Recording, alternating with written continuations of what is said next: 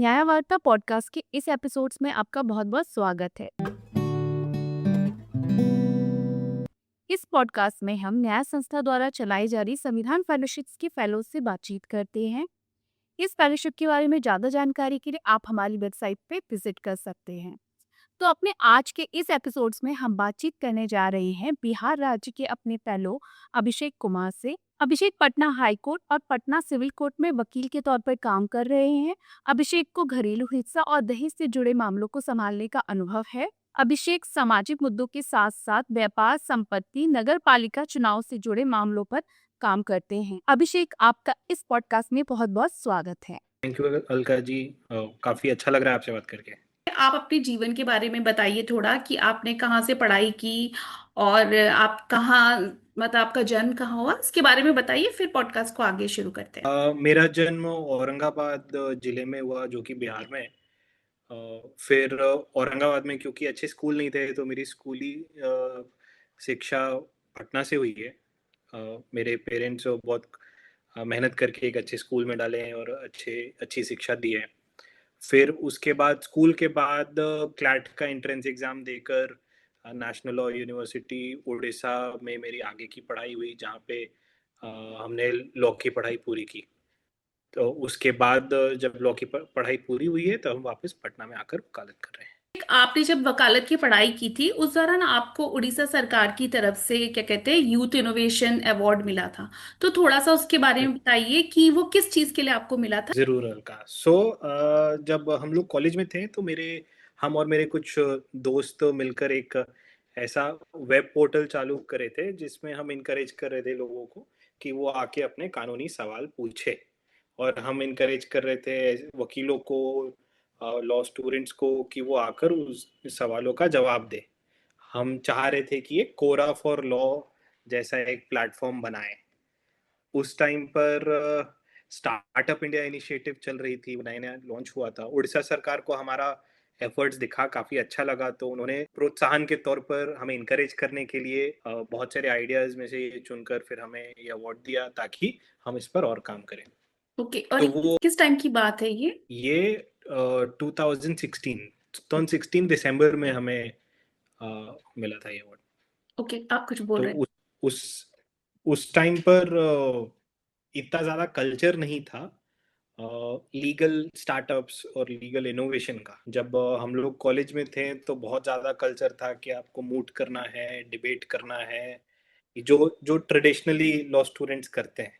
हैं। बट इस तरीके का जब इनिशिएटिव देखा गया कि भाई गवर्नमेंट भी इसको प्रमोट कर रही है, चीफ मिनिस्टर ने खुद से अवार्ड दिया है, देन उसके बाद हमारे कॉलेज में भी स्टार्टअप कल्चर बहुत ज़्यादा बढ़ा कि लीगल फील्ड में भी इनोवेशंस एंड स्टार्टअप्स हो सकते हैं। आप जो हैं वो घरेलू हिंसा और दहेज के मामलों पे ज्यादा काम करते हैं, तो इन मामलों पर खास फोकस देने के पीछे कोई खास वजह आपकी? नहीं, ऐसा नहीं है कि इन मामलों पे खास फोकस हम दे रहे हैं, ये मामले हम पर खास फोकस कर रहे हैं। Okay. I did not choose the subject matter. ये सब्जेक्ट मैटर हमको चूज करा जब हम आए प्रैक्टिस में, तो ये केसेस काफी ज्यादा थे, अभी भी बहुत ज्यादा है। इनफैक्ट हम मेरे पर्सनल एक्सपीरियंसेस से जो हम देख पा रहे हैं अपने आंखों से, दो ही सब्जेक्ट मैटर्स हैं ऐसे जो सबसे ज्यादा लिटिगेशन सोसाइटी में क्रिएट किए हुए हैं। एक प्रॉपर्टी, और दूसरा marriage related cases, marriage related disputes. तो एक एक विवाद, एक डिस्प्यूट काफी सारा लिटिगेशन क्रिएट कर देता है। एक ही इशू के कारण क्रिमिनल केस हो गया, सिविल केस हो गया, मेंटेनेंस केस हो गया, डिवोर्स केस हो गया, कस्टडी केस हो गया। एक इशू के कारण बहुत सारा हो जाता। तो अब जब हम यहाँ आए, तो पटना बिहार बहुत छोटा जगह है। हम्म। यहाँ पर आपको जैसे मेट्रोज के जैसे लिटिगेशन नहीं मिलते हैं। यहाँ यहाँ के हिसाब से जो लिटिगेशन मिलता है, और ये यहाँ पे मेजर स्पेस ऑक्यूपाई किया हुआ है, मेजर डिस्प्यूट यही है। तो अब लिटिगेशन ऐसा है कि जब आप आ रहे हैं, तो आप चूज नहीं करते कि आप कौन सा केस करेंगे, भले आप जितना सोच ले कि आप चूज कर रहे हैं आप कौन सा केस करेंगे।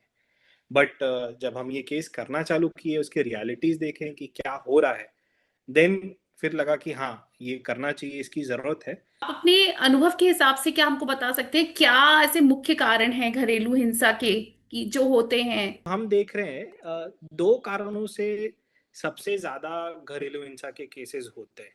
तो हिंसा तो बाद का बात है, हिंसा बाद में होता है।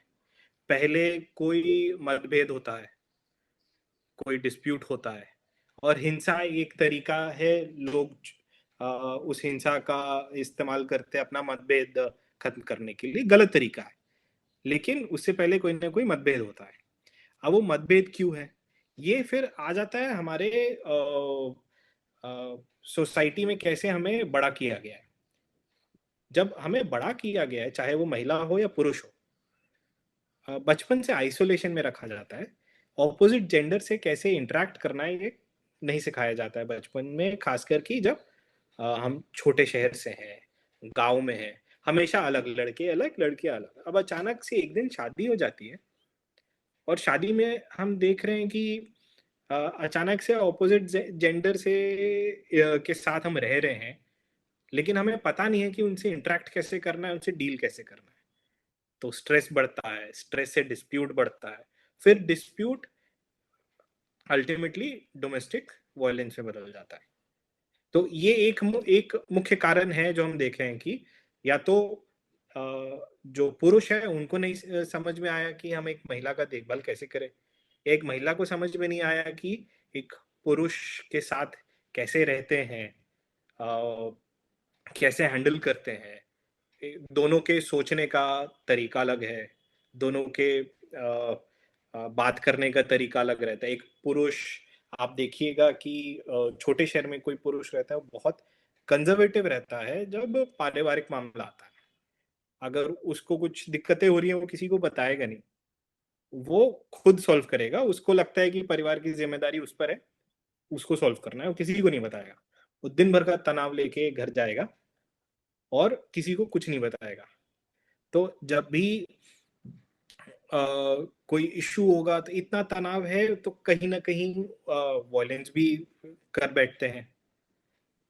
अगर कई बार ऐसा होता है कि महिलाओं को लगता है कि पुरुष उन पर ध्यान नहीं दे रहे हैं, पुरुष अलग चीजों से उलझ रहे हैं, अलग चीजों से झूल रहे हैं, तो बहुत मिसअंडरस्टैंडिंग हो जाती है। दोनों को नहीं पता कि एक साथ रहे कैसे, क्योंकि बचपन से नहीं सिखाया गया। और दूसरा कारण जो हमको लगता है, जो हम देख रहे हैं, वो ये भी बहुत मेजर कारण है, वो है इन लॉज का इन्वॉल्वमेंट पर्सनल लाइफ में हस्बैंड वाइफ के। जब एक सास ससुर कुछ ज्यादा इन्वॉल्व हो जाते हैं, तो अगर हस्बैंड वाइफ चाह कर भी अपना डिस्प्यूट, अगर वो केपेबल है कि अपना डिस्प्यूट रिजॉल्व कर ले, अपना जो भी मतभेद है खत्म कर दे, सास ससुर इन्वॉल्व होते तो और बिगड़ता चला जाता है। बहुत सारे केसेस ऐसे देखे हैं जहां डिस्प्यूट हस्बैंड वाइफ के बीच में नहीं है, डिस्प्यूट है हस्बैंड और ससुर में, या फिर डिस्प्यूट है बहू और सास में। और मेजरली ईगो की लड़ाई होती है कि बेटा किसका है, बेटा किसका ज्यादा सुनेगा, बेटी किसकी ज्यादा सुनेगी। तो छोटा सा चीज सालों तक लिटिगेशन घिसते रहता है। तो मेरे हिसाब से ये दो मुख्य कारण हैं, घरेलू हिंसा और ये परिवार परिवारों के बीच में बहुत सारे विवाद के कारण। अगर एक महिला जो घरेलू हिंसा का सामना कर रही है, तो और वो पुलिस क्या कहते हैं कोर्ट कचहरी के चक्कर नहीं लगाना चाहती, क्योंकि बहुत से लोग हैं जो कोर्ट कचहरी के उसमें नहीं जाते हैं, क्योंकि कोर्ट कचहरी में मामला बहुत लंबा खिंचता है, तो इस वजह से बचना हाँ चाहते जी। हैं उससे। तो उस महिला को आप, क्योंकि इस तरीके के केस को देखते हैं, तो आप ऐसे ही क्या राय देना चाहेंगे जिससे कि जो घरेलू हिंसा का वो सामना कर रही है उससे उसे छुटकारा मिल पाए या कुछ हद तक राहत हो सके? तो अगर आप कुछ सुझाव दे सके। सबसे पहले एक तो बहुत ही लॉन्ग टर्म सुझाव जो हम देंगे, अपने आप को फाइनेंशियली इंडिपेंडेंट बना ले, अपना खर्च निकाल पाए खुद से। जब आपके हाथ में पैसा रहता है तो आप लड़ भी पाएंगे। अगर आपके पास पैसा नहीं है तो लड़ने के लिए भी आपको या तो अपने मायके वापस जाना पड़ेगा कि केस करने के लिए मेरे को पैसे चाहिए, या फिर कोर्ट के पास जाना पड़ेगा ये कहते हुए कि हस्बैंड से पैसे दिलवाओ केस लड़ने के लिए। तो अब उसके लिए भी केस ही लड़ना है, मतलब बिना पैसे के, ये आइडियल वर्ल्ड में होता है कि बिना पैसे के आप लड़ पाते हैं, बट पैसे तो खर्च होते हैं। तो सबसे पहले तो आप अपने आप को फाइनेंशियली इंडिपेंडेंट करें।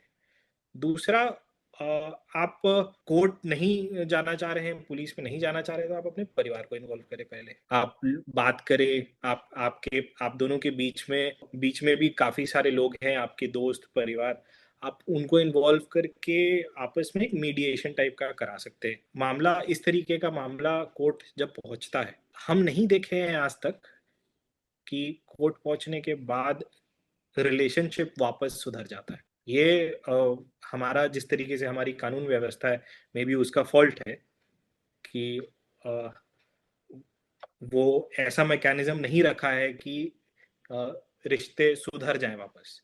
बस किताब में ऐसा लगता है देख के कि हाँ, वो इस तरीके से डिजाइन किया हुआ है कि रिश्ते सुधरे। रिश्ते नहीं सुधरते एक बार अगर पुलिस और कोर्ट चला गया। बहुत सिंपल सा लॉजिक है, अगर हस्बैंड जेल चला गया तो वाइफ के लिए एक्सपेक्ट करना थोड़ा मुश्किल हो जाता है कि वो वापस से निकल के मुझे प्यार करेगा।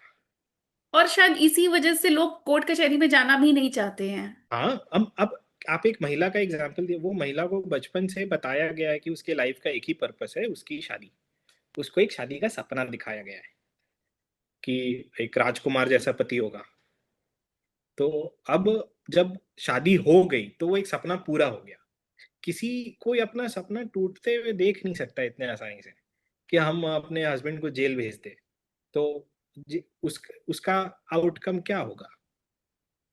उनको तो पता ही है आउटकम क्या होगा अगर उनका पति जेल चला जाए तो हम्म। अ, इस कारण से कोर्ट कचहरी ठीक है। जब हिंसा हो रही है तो सहना नहीं है, आपको आवाज उठानी है। आवाज उठाने के बहुत सारे तरीके हैं। दोस्त और परिवार के मदद से आप मीडिएशन करा सकते हो। आप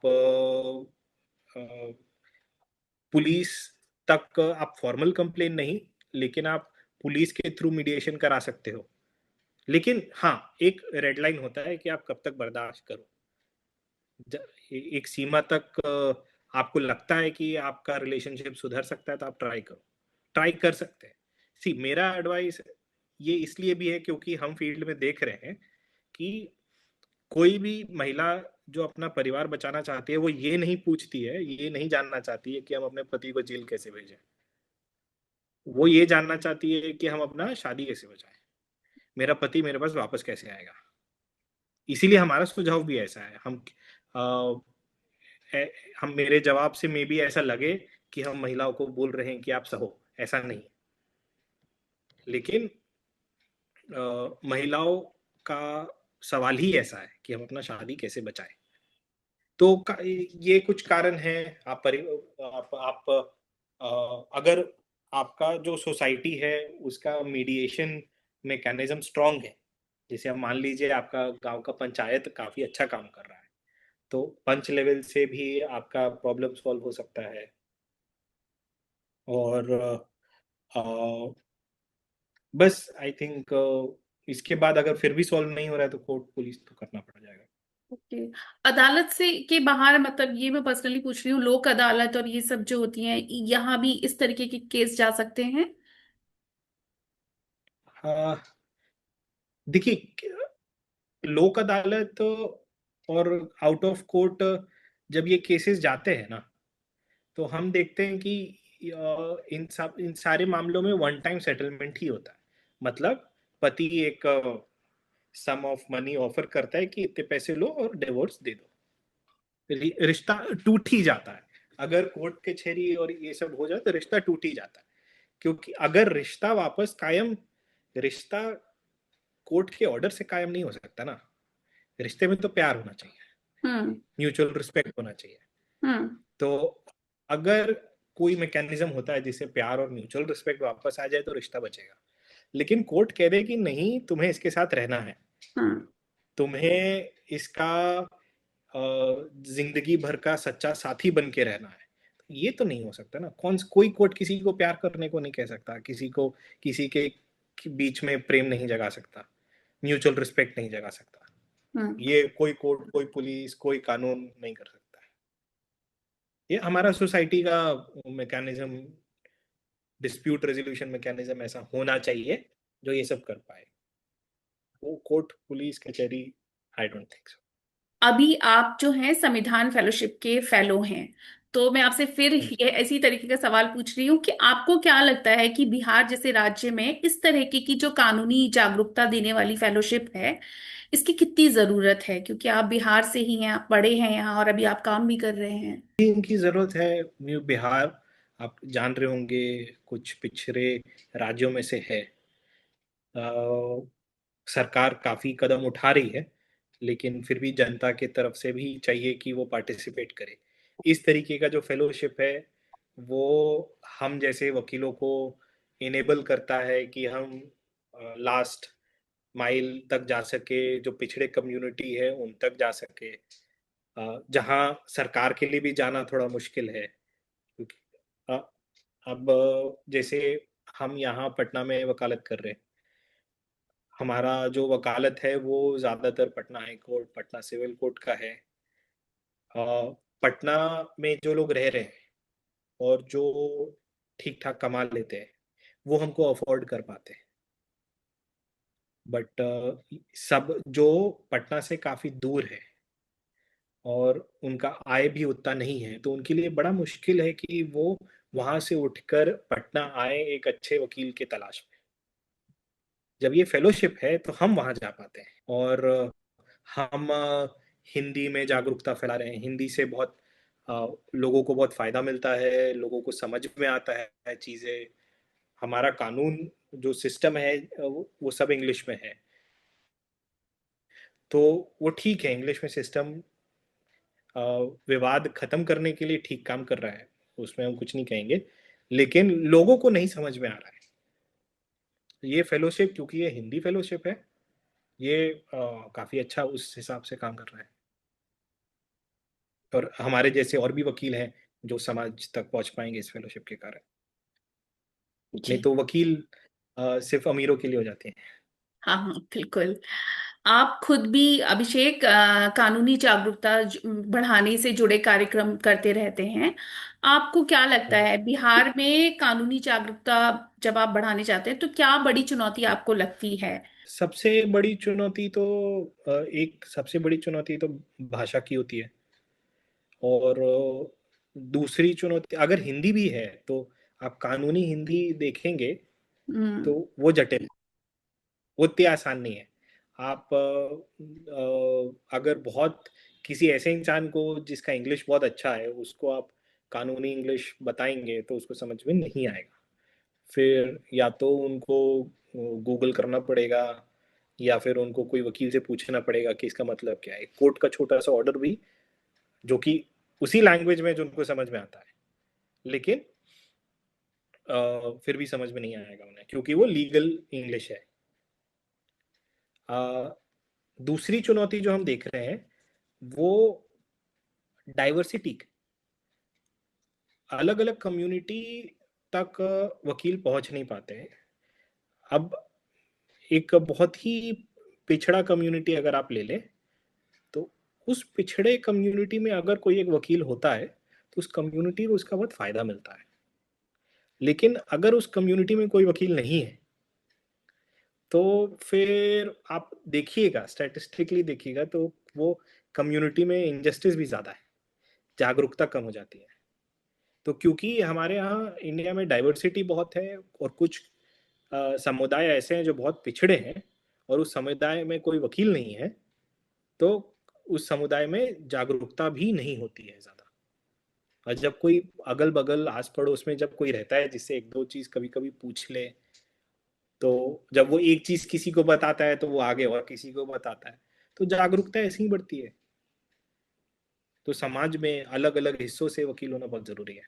आप जो है पटना हाई कोर्ट के जो फैसले हैं उसके उसके हिंदी और इंग्लिश को आप आसान भाषा में समझाने की कोशिश कर रहे हैं। इस बारे में थोड़ा सा बताइए। और आपने भी थोड़ा सा बताया भी था कि लैंग्वेज थोड़ी टफ रहती है, और ये विचार आपको क्यों आया इसके बारे में थोड़ा सा आप बताएं। हम देखें कि काफ़ी सारे पोर्टल्स हैं, वेबसाइट्स हैं, एप्स हैं जो सुप्रीम कोर्ट के जजमेंट है वो लोगों तक पहुंचाते हैं, हिंदी में ही लोगों तक पहुंचाते हैं। लेकिन सुप्रीम कोर्ट का सुप्रीम कोर्ट क्या कह रहा है, क्यों कह रहा है, किस मामले में कह रहा है, उससे जो हमारे पिछड़े वर्ग हैं उससे बहुत डिस्कनेक्टेड हो जाते हैं। मतलब अगर मान लीजिए एक अखबार में कुछ छपा भी है कि सुप्रीम कोर्ट ने ऐसा कहा, हम्म। तो उससे उसको क्या लेना देना, उसको समझ में भी नहीं आएगा कि सुप्रीम कोर्ट ने क्या कहा। ये बिहार है, यहाँ पे अगर किसी को प्रॉब्लम आता है तो वो पटना हाई कोर्ट आता है। सुप्रीम कोर्ट तो उनके पहुंच तक भी नहीं है, वो पहुंच भी नहीं सकते। तो अब यही देखे कि बिहार में ऐसा कोई इनिशिएटिव नहीं है जिससे पटना हाई कोर्ट के जजमेंट्स हिंदी में लोगों तक पहुंचाया जा सके। तो फिर हमने और मेरे टीम मेंबर्स ने एक ऐसा सिस्टम बनाया है कि पटना हाई कोर्ट के जो जजमेंट्स हैं उनको हम हिंदी और इंग्लिश में ट्रांसलेट नहीं करते हैं। हम हिंदी और इंग्लिश एक्सप्लेनेशंस देते हैं कि पटना हाई कोर्ट ने ये कहा है, और उसको हम लोग पब्लिश करते हैं। ये हम इस ऐसे स्केल पे कर रहे हैं जिस स्केल पे बिहार में कोई और नहीं कर रहा है। अभी तक पिछले 1 साल में करीबन हमने ऑलमोस्ट 3,000 ऐसे जजमेंट्स को हिंदी और इंग्लिश में पब्लिश किया है। हमारा जो सिस्टम है वो ऐसा है कि भले हम एआई की मदद से लिख रहे हैं, लेकिन उसमें लीगल एक्यूरेसी है, सिस्टम है, क्वालिटी मेंटेन्ड है। और अगर कोई भी किसी फैसले को पढ़ रहा है तो उसको पता चलेगा कि किस जजमेंट ने कहा, किस जज ने कब कहा ऐसा, ये कानून का सोर्स क्या है। तो ये हम लोग कर रहे हैं। और मेरा मानना है कि इससे पटना हाई कोर्ट का जो जजमेंट्स है हिंदी में समझाया हुआ, हिंदी ट्रांसलेशन नहीं, हिंदी एक्सप्लेनेशन, वो अगर हम ईस्ट चंपारण, वेस्ट चंपारण, पूर्णिया, जो कि बिहार के पटना से एकदम बहुत दूर है, हम्म। कैपिटल से बहुत दूर है, वहां तक भी अगर लोग पढ़ रहे हैं तो हम पटना हाई कोर्ट का जजमेंट वहां तक पहुंचा रहे हैं इंफॉर्मेशन और टेक्नोलॉजी के माध्यम से, जो मेरे लिए पर्सनली बहुत अच्छा अचीवमेंट है जी। रहेगा। और इसका क्या नाम है अगर हमको भी पढ़ना हो तो? संविदालॉ.com। जो हमारे देखने और सुनने वाले हैं, अगर आप उनको कुछ संदेश देना चाहें या अपनी कोई बात कहना चाहें तो प्लीज आप अभी वो कह सकते हैं। हम देख रहे हैं कि धीरे धीरे लोगों का न्यायपालिका से विश्वास हट रहा है। हम्म। और ये विश्वास इसलिए हट रहा है क्योंकि लोग न्यायपालिका को ठीक से समझ नहीं पा रहे। उनको लगता है कि ये काम नहीं कर रहा है या फिर ये टूट गया है। हम उनको कहना चाहेंगे कि ऐसा नहीं है। बस हमें उसे समझने की देरी है।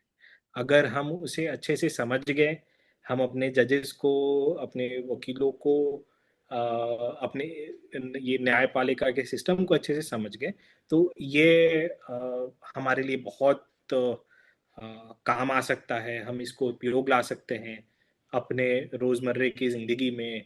अगर कोई भी कानूनी समस्या किसी को आती है तो हमारा न्यायपालिका है और काम करता है। बस इसको समझने की ज़रूरत है।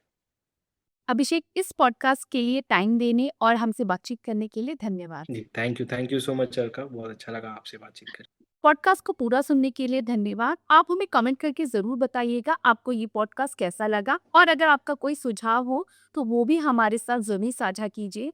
भारतीय कानून को इसी तरह से आसान भाषा में समझने के लिए न्याय के साथ बने रहें। धन्यवाद।